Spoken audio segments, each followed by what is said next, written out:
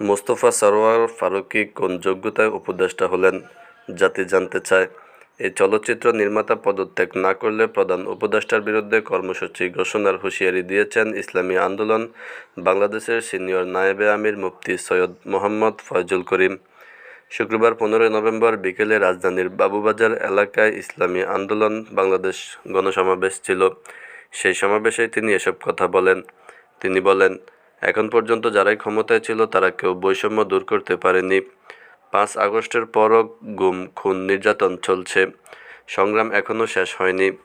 মুফতি ফয়জুল করিম বলেন, ক্ষমতার জন্য আজকে বিএনপিও ইউ-টার্ন নিয়েছে। 53 বছরে দলটি সিন্ডিকেটের মাধ্যমে দেশকে ধ্বংস করেছিল।